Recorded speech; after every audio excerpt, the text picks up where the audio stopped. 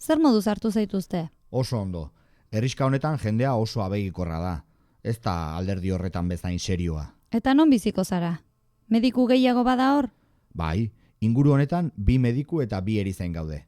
2 eskualdetan banatuta. Guztiak herriska horretan? Ez, hemen bertan 2 egongo gara. Ni eta Judit erizaina, erromatarra. Nahiko arropa eraman duzu? Hemen egiten duen beroarekin ez dut asko beharko. Uste nuen hor euri asko egiten zuela. Ez, hori hegoaldean da. Eskualde honetan klima oso lehorra da.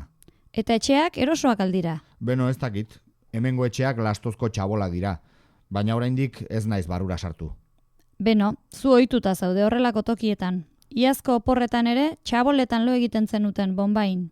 Baina han ez ziren lastozkoak. Hiri hartan txabolak latorrizkoak ziren. Hala ere ez dita xola ama. Garrantzitsuena jendea da, eta oso jatorra dirudi.